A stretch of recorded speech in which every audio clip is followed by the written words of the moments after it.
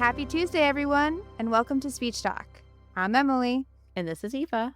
and we're your research book club, so you can do evidence based practice in practice. Now that we're talking, tell me what was something fun this week? I am in a never ending battle with my facilities about dietary textures. Mm, And so real. today I got the frantic text like, oh no, what was so and so's diet? And I was like, I have no idea. I'm not at work. I am off the clock. I don't know. I was like, what's the problem? They said, well, I don't know. I think it was in a different building, but something about a hot dog. Isn't it always just about a hot dog? Everyone's all It's all concerned about about tug. The main concern cylindrical. one of the sites I was at was all about a meatball. I just shaped meat. People have problems with it.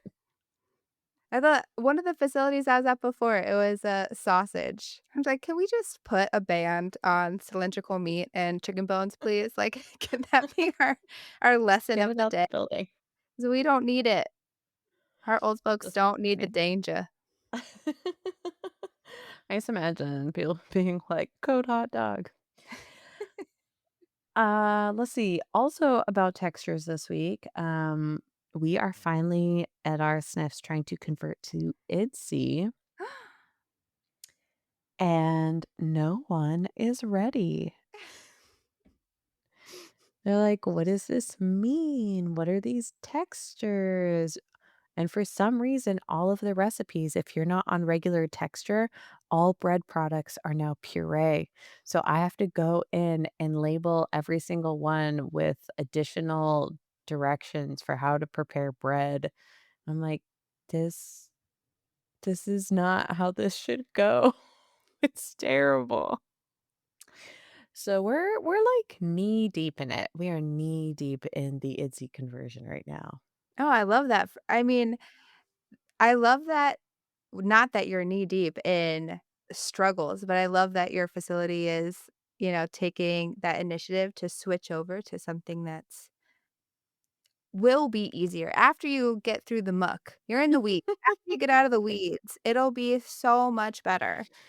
Yeah, I'm really hoping that this like cuts down on admissions complications where there's a whole variety of textures from the hospital people come in on and they don't know what to do with it when they get to my facility. So hopefully now it'll just be like the hospital had them on 6, they're on 6 here. And it won't be about how Eva has a problem with the textures. It'll just be the hospital's recommendations.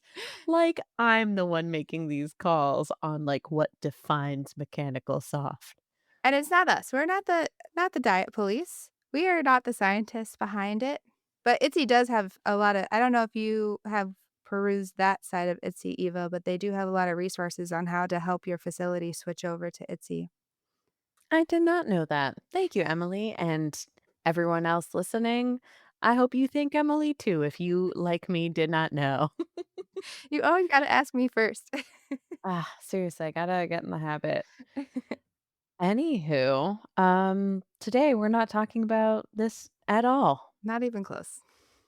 Why don't you introduce our topic? We're actually talking about mild cognitive impairment. Still one of my Face. least favorite topics. Hate it.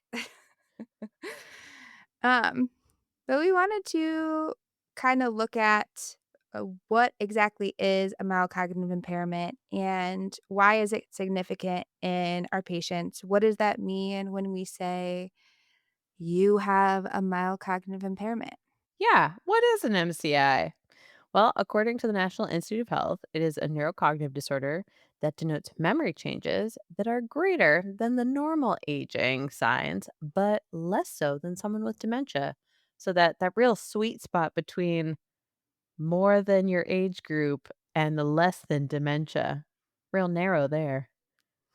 Yeah, so we were trying to see, like, how likely it is for someone who scores low on our cognitive test to have dementia down the line. So, what separates the people who have MCI and those who develop dementia? And what do we say to our patients when they ask us, "Are you saying I'm going to have dementia?" Yeah, I get that one a lot. And for some folks, they definitely already have it. It's not mild. It's not mild.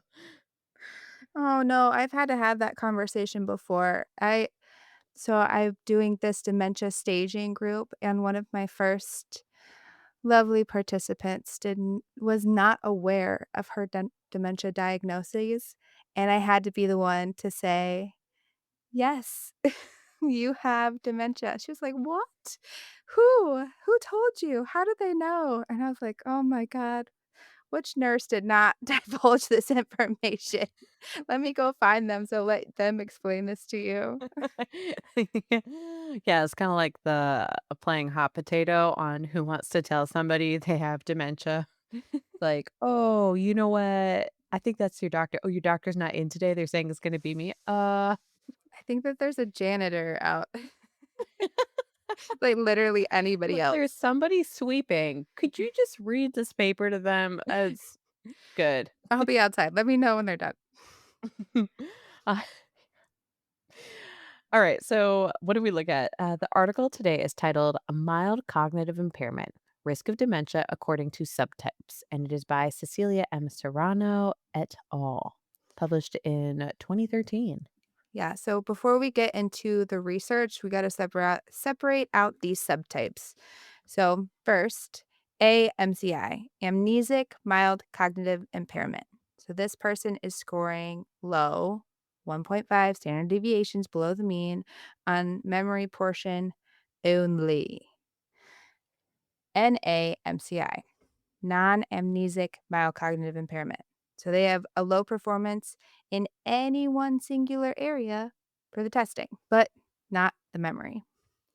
MD-MCI, multiple domain mild cognitive impairment with low scores in several areas. So we're talking memory, executive function, attention, language, visuospatial skills, autisms. Sorry, just hearing you list those, I was like, "Those sound suspiciously like the mocha I categories." that's how I like thought about it too. I was like, why does this sound exactly like the mocha? Why How does this sound perfect like is something that I test? explain 3 to 4 times a day? So, the tests they used to look at these were trail making tests. Again, I don't know if that sounds familiar to you. One sequential and one alternating attention task, clock drawing, and MMSE. Yeah. So they were given cognitive evaluations at 6 months and 12 months, and they found that 35% of the amnesic MCI went on to develop dementia. Multiple domain had 31% developed dementia, and the non-amnesic had 11% developed to dementia. So this article is specific in describing the dementia being Alzheimer's dementia as told by Ginger. Just kidding, the DMSF the DMS-5. All right, so I had to look it up. What is the difference between dementia and Alzheimer's? I went to the Alzheimer's Association website and it says that dementia is a general term denoting symptoms of a disease, including changes to reasoning, behavior, and functional changes. And Alzheimer's is the most common disease that causes dementia, with about 60 to 80% of dementia stemming from Alzheimer's. Other progressive dementias, in case you have forgotten, like I have, are Lewy body, frontotemporal, and vascular. But the key is that these are progressive diseases that are diagnosed and give us the symptoms for dementia. Yeah, I think, Eva, you made this connection before that, that's like dysphagia. Dysphagia is the symptom. Like, there is a whole bunch of other causes. You don't have teeth, but dysphagia is the general symptom. So that's kind of what it's going for here. And they made this clarification because some participants had risk of dementias, such as vascular or a primary progressive, but they stayed within that Alzheimer's realm. So this is kind of tapping on, our mild cognitive impairment's number one self-perceived problem, right? Or maybe their most masked problem, their memory, right? 35% of those amnesic mild cognitive impairment people went on to develop dementia. That memory portion is so key in kind of moving up the Yeah, dementia and scale. we've talked about this before where people have that kind of, oh, well, I don't work anymore. So I don't really have to know the date, or, if I had my phone with me, I'd know. And they're finding ways to compensate, but when folks are really starting to have no context for the date or things they have recently been told, these are the indicators that we as clinicians know, mean, hey, bud, you need to start making plans because it's not going to get better from here. And because their symptoms are still fairly mild relative to what they think of as dementia, they're like, hey, I'm fine. It's fine. Meanwhile, like, sink is overflowing.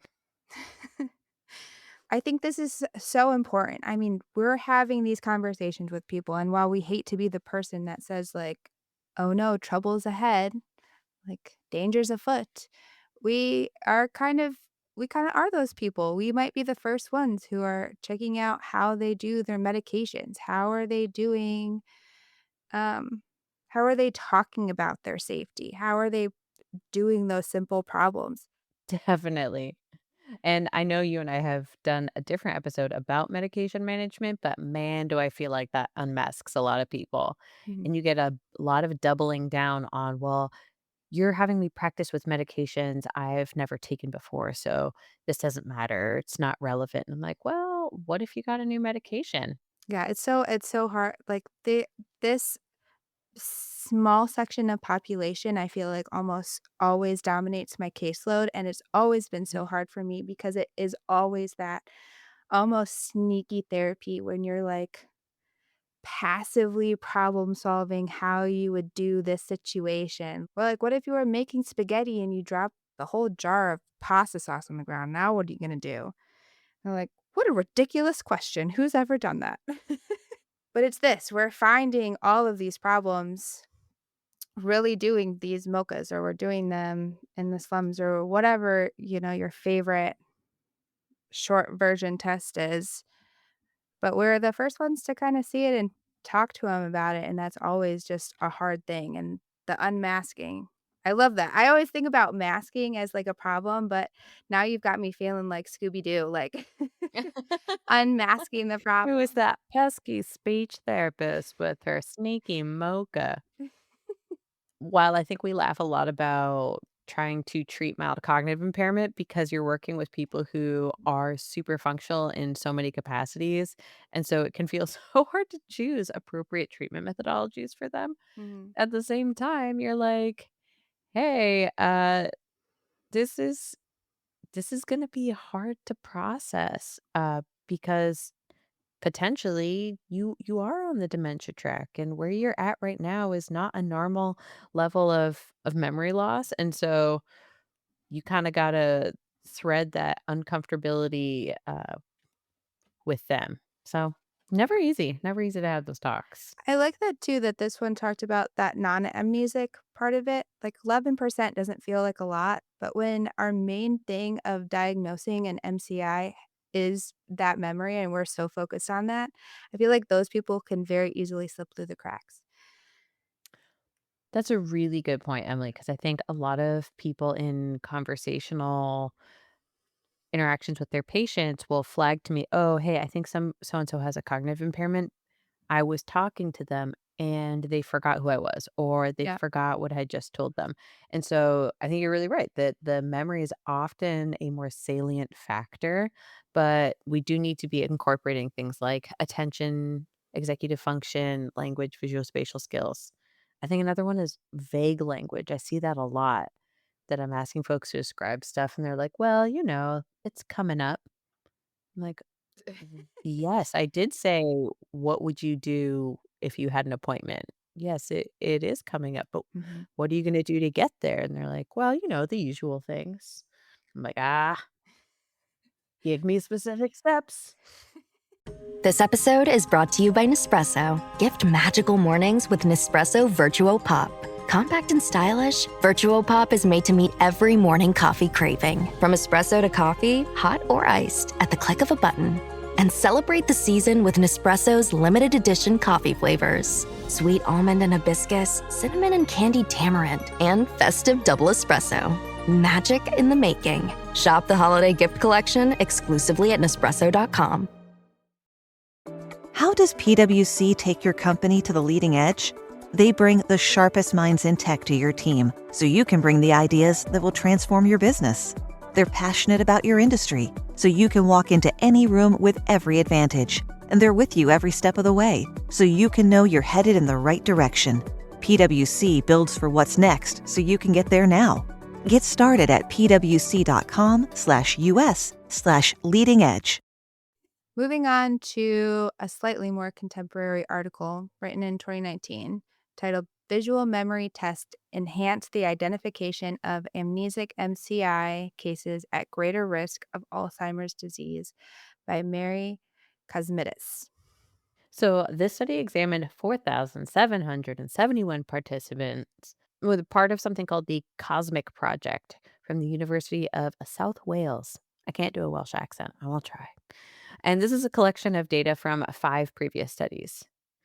The people were grouped into no cognitive deficit, amnesic, mild cognitive impairment, with that kind of subdivided into verbal, visual, and both. Yeah, what they basically found was that when there was no deficits, and that was actually most of their sample, with that being about 4,000 people, people weren't likely to develop Alzheimer's disease.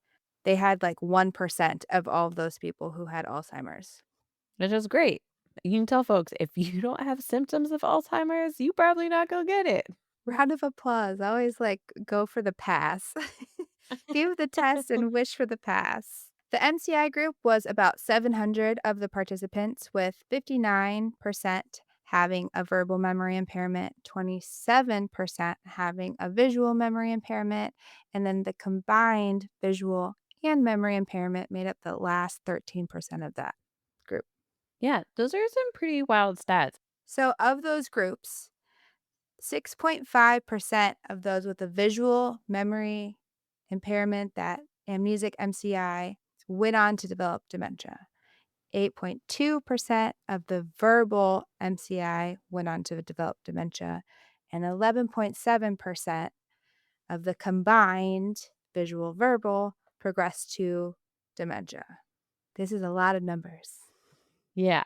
Okay. So we're seeing some pretty interesting carryover from MCI to a dementia diagnosis down the road.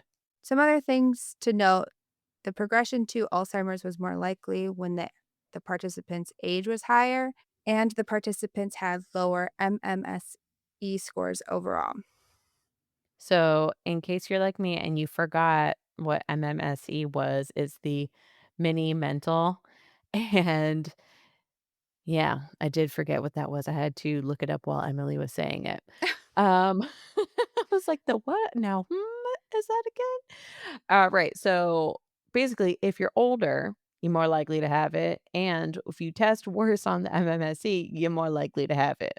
Anyways, overall, visual versus verbal was not significantly different in the progression towards Alzheimer's. My biggest takeaway from this article was visual memory is and can be separate than verbal memory in identifying MCI. Um, and I hear this a lot too, man. Like people are like, "Yeah, I can't list out these random letters and numbers or pull them backwards, but if I see your face, I'll never forget it." But then I had seen that same person last week, and And they they forgot you. surely don't remember me. Yeah, man, I see that all the time at work, where if you're doing not even like a number or letter spanning task, I try to keep it more functional sometimes if they're like, "Well, this is not representative of what I do." I'm like, "Okay, well, here's some directions." And then they can't do that, and I'm like, "Okay, so maybe we can just accept that you're having some verbal memory problems. Maybe that's something that I can just come to convince you of." No, they don't eat that, or They don't eat it. They they don't don't eat that use snack. that, so it doesn't apply to them. They've never seen those 3-step directions before. Well, I will say though that in terms of the counseling component and why people are in denial, I've through being a little more open as a clinician and trying to just go for the conversational deep dive, like as you say, if they're not eating it, if they're not having that snack and they're like, I do not believe what you are telling me, kind of going, okay, Well, let's talk about something else and trying to get them to open up more about their home life and stuff. I had a patient one time who had severe dementia, just fully trying to refute it. And eventually she was like, "Well, I can't have dementia because where I live is an independent living facility. If you have an impairment, you can't live there." And I was like, "Oh, there it is. There it is. You're straight up in denial because you have to be in denial if you wanna live where you live." And so just, keeping it out there that part of aside from the fact that this is a very difficult pill to swallow, part of why somebody might be kinda button heads over discussing mild cognitive impairment is there's something else going on. Yeah, and I get that, like, when we're talking about moving, moving on to different living lifestyles, like, you are losing so much independence, and I get that, it sucks. But, like, because we're talking about this right now does not mean that is going to be you. I mean, some of these percentages we looked at, they're not great, They're not it's not like, we have all the hope, but, we're still trying to we're picking these people up, not just so we can quiz them to see how well they're doing on loading their pill bottles, Yeah, but to, like, I'm not treat them just the trying to make you look the fool. but I wanna teach you how to, like, maintain, like, that's always what we talk about with our dementia people is, like, the goal is to maintain where you're at. So if right now, currently, you're maintaining but, like, struggling, like, let's talk about things that you can do to keep your level exactly where you're at. So "Okay, I'm in danger of losing my memory more severely. What can I do? What are the games I can play? What are the things I can put in place? Who can I start delegating my family to do these check-ins just in case? What social groups can I join? Yeah, There's no time to man. start exercising like your 80s." That's so real.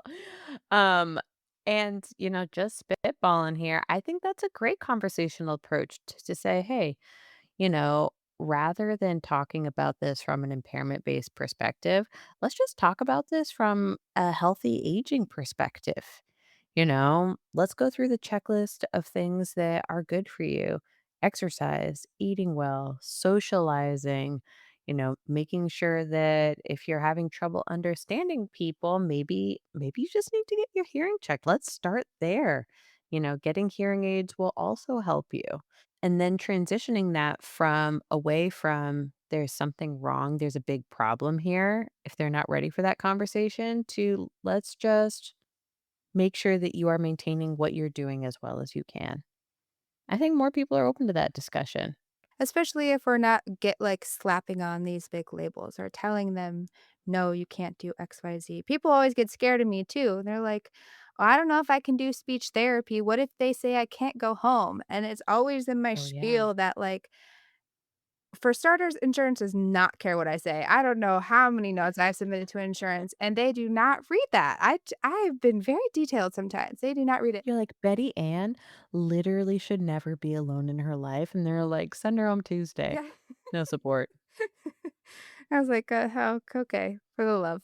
Anyways, but besides insurance not caring at all what I say, anybody can live at home with the amount of with the necessary support. So if all we're doing is figuring out exactly what supports you need, then great.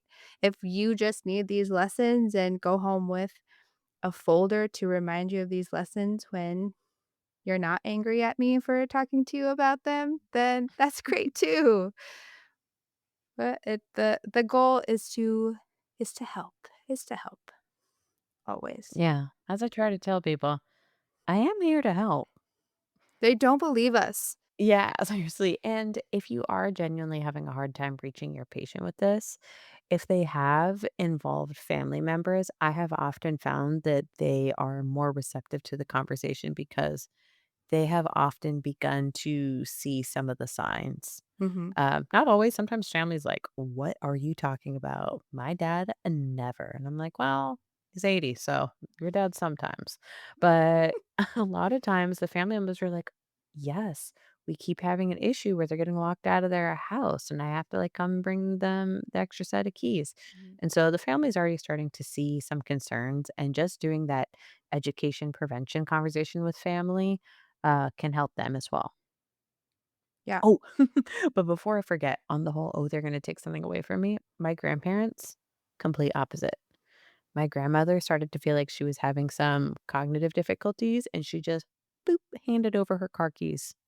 My grandfather was like, "I will drive this car until it kills me." Not too long ago, I had a client very, very much older. They came in and, tested at, like, a 9 on the BCAT, and he was living in an independent living situation and driving, and I was, like, very in denial about everything that was going on. I was like, "Let me just give him this driver safety test to try and see." And we do this, we're going through, like, just general safety things on the road, what to expect, what you do in a case of emergency, and at the end, he goes, "So do you give me my license?" I was like, "What?" And he goes, No. aren't you from AAA?" Oh "No. my god. No, I'm your speech therapist. This is, like, the 4th time we've met. I'll see you Oh, tomorrow." dude. I can only imagine being like just knowing that person is out there driving. That's oh, as hard to contemplate. So, who knows? They haven't been back, so that's I always view that as a positive thing. I'm not checking the obituaries, but it's always a positive thing if they're not a quick readmit. Yeah, you're like, well, it's out of my hands now. All right. Does that mean it's time for us to wrap up, Emily? Let's wrap it up with a bow. So to summarize, mild cognitive impairment is an impairment with issues in more than one cognitive domain. It has subtypes that show deficits in either one domain or multiple. We have divisions like amnesia, memory loss, non amnesic, or non memory loss. People with amnesic versions of mild cognitive impairments are more likely to have a higher risk of Alzheimer's disease than people without. If you have any of our lovely MCI patients on your caseload, don't be like me. Be empathetic. Don't curse the world when you know that you're and you know that it's gonna be a fight for the next 2 to 4 weeks while we're passively explaining our impairments and sneakily calling family members. I just imagine you printing the diagnosis list and being like, read it out loud. You tell me when you've heard the news. I'll take the mop, you take the paper. And as always, we would love it if people did more research. If you're out there listening and you do research or are affiliated with an institution, we'd be happy to talk to you. Oh my gosh. Yeah, please comment on our podcast, send us an email via our website, speechtalkpod.com. We're here, we're listening. And if you have any fun stories about being fooled by people with mild cognitive impairments, we want to hear them. We'll pick this up next time. Until then, keep your research close and the sticky notes closer. I write 100 sticky notes a day. Thanks, guys.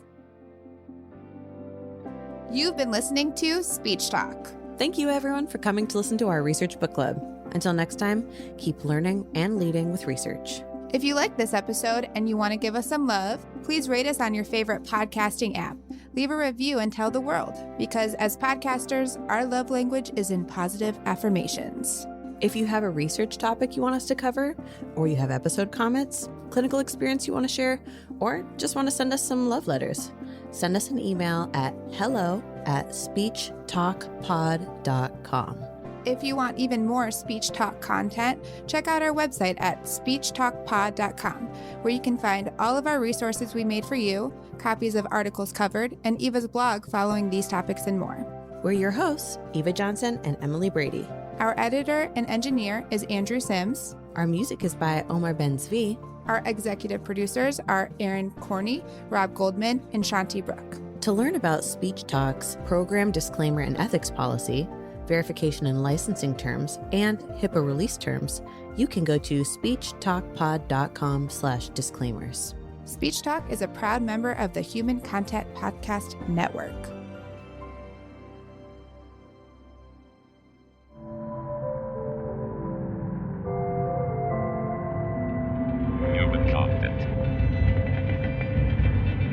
Hey, Ryan Reynolds here.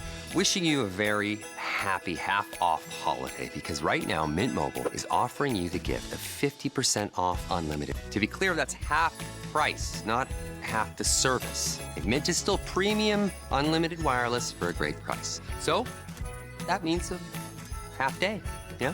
Give it a try at mintmobile.com/switch.